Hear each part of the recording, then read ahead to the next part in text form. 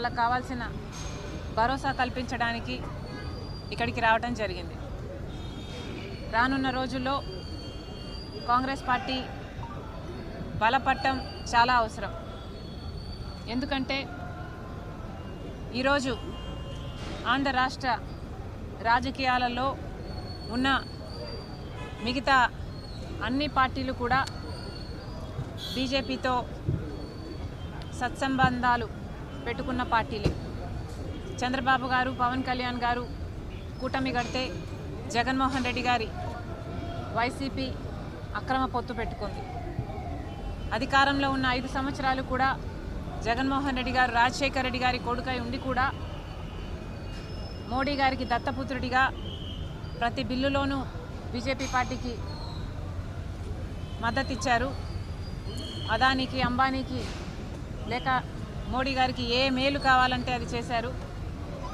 మెడలు వంచి ప్రత్యేక హోదా తెస్తానన్న జగన్మోహన్ రెడ్డి గారు తమ మెడలను మోడీ కింద పెట్టడం జరిగింది. ఇక ఇప్పుడు కూటమి సర్కారు అధికారంలో ఉంది. చంద్రబాబు గారు ఇంతకుముందు కూడా బీజేపీతో పొత్తు పెట్టుకున్నారు. కానీ రాత్రి పడ్డ గోయిలోనే మళ్ళీ ఇప్పుడు పగలు పడ్డానికి సిద్ధపడ్డారు చంద్రబాబు గారు. మన రాష్ట్రానికి ఏ ఒక్క మేలు చేయని బీజేపీ పార్టీకి మద్దతిస్తూ ఈరోజు బీజేపీ పార్టీ అధికారంలో ఉంది అంటే ఒక స్తంభంలా నిలబడిన వాడు చంద్రబాబు గారు. కానీ బీజేపీ గత 15 సంవత్సరాలుగా మనకు మోసం చేస్తూనే వచ్చింది. ప్రత్యేక హోదా విషయం అయితేనేమి, లేక ఏ విభజన హామీ అయినా కూడా ఇంతవరకు ఒక్కటి కూడా నెరవేరలేదు అంటే దానికి కారణం బీజేపీ పార్టీ ఆంధ్ర రాష్ట్ర ప్రజలకు పొడుస్తున్న వెన్నుపోటు. ఏ ఒక్క మేలు చేయలేదు. ఇప్పుడు పోలవరం ప్రాజెక్టు కోసం నిధులు ఇస్తున్నామంటున్నారు. కానీ పోలవరం ప్రాజెక్టు హైట్ మాత్రం 41 మీటర్లకే వాటర్ స్టోరేజ్ కుదించి వాళ్ళు ఫండ్స్ ఇస్తామంటున్నారు.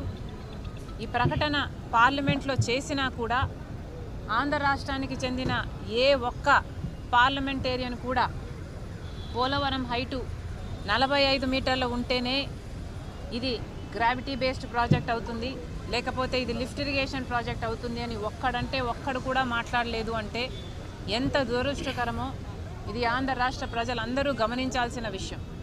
ఒక్కరికి కూడా బీజేపీకి వ్యతిరేకంగా మాట్లాడే దమ్ము లేదు. ఈరోజు ఒక రాజధాని విషయం చూసుకున్నా కూడా మనకు అప్పులు ఇస్తున్నారు రాజధాని కట్టుకోవడానికి. వాస్తవానికి విభజన హామీలలో ఒక హామీ రాజధాని పూర్తి నిర్మాణ బాధ్యత కేంద్ర ప్రభుత్వానికి. కానీ ఈరోజు వివిధ సంస్థల ద్వారా అప్పులు ఇస్తామంటున్నారు తప్పితే పెద్ద పెద్ద మాటలు ఇంతకుముందు చెప్పారు. న్యూఢిల్లీని తలపించే రాజధాని కట్టిస్తానన్నారు. కానీ ఇప్పటి వరకు కూడా ఒక్క మేలు కూడా చేయలేదు. ఆఖరికి విశాఖ స్టీల్ కూడా ఎప్పుడు ప్రైవేటైజ్ అవుతుందో అని బిక్కుమంటూ అక్కడ వాళ్ళు కూడా బతుకుతున్నారు. ఇప్పటికీ కూడా విశాఖ స్టీల్ ప్రైవేటైజ్ చేయబోము అని వాళ్ళు పార్లమెంట్లో చెప్పిన మాట వెనక్కి తీసుకోవడం లేదు బీజేపీ. ఇంత అన్యాయం చేస్తున్నా కూడా చంద్రబాబు గారు, పవన్ కళ్యాణ్ గారు అదే బీజేపీతో కూటమి కట్టారు. నిన్న సభలో చూస్తే కూడా వాళ్ళు గొప్పలు చెప్పుకోవడమే. సంవత్సరం రోజులైంది అధికారంలోకి వచ్చి. డబుల్ ఇంజన్ అంటున్నారు. నిజంగానే డబుల్ ఇంజనో లేకపోతే ట్రబుల్ ఇంజనో వాళ్ళకు అర్థం కావటం లేదేమో, కానీ జనాలకైతే అర్థమవుతుంది.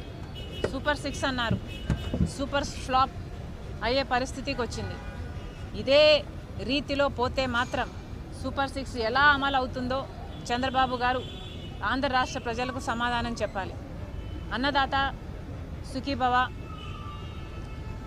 అని పథకం కింద ప్రతి రైతుకి 20,000 రూపాయలు ఇస్తామన్నారు. సంవత్సరం గడిచిపోయింది, ఒక్క రైతుకు కూడా ఇవ్వలేదు. ఇవ్వాల్సిన రైతులు దాదాపు 80 లక్షల మంది అయితే ఇస్తున్నది మాత్రం 45 లక్షల మందికి. ఇలా ప్రతి పథకంలోనూ, లేకపోతే అమ్మఒడి అనే కార్యక్రమం అయితే ప్రతి పిల్లాడికి ఆర్ ప్రతి చైల్డ్కి 15,000 రూపాయలు ఇస్తామని చెప్పారు. కానీ ఇంతవరకు ఒక్కరికి కూడా ఇవ్వలేదు. ఇక మీదట ఇస్తామంటున్నారు. అది కూడా 20 లక్షల మందికి, 87 లక్షల మంది ఉంటే 67 లక్షల మందికి మాత్రమే ఇస్తామంటున్నారు. ఇలా ప్రతి సూపర్ 6కు చెందిన హామీలో మీరు కోతలు పెట్టుకుంటూ పోతే మరి ఇది అమలు చేసినట్టు ఎలా అవుతుంది అని అడుగుతున్నాం చంద్రబాబు గారు. నిరుద్యోగ భృతి ఇస్తామన్నారు. ఈ హామీ చంద్రబాబు గారు ఇంతకుముందు ముఖ్యమంత్రిగా ఉన్నప్పుడు కూడా ఇచ్చారు.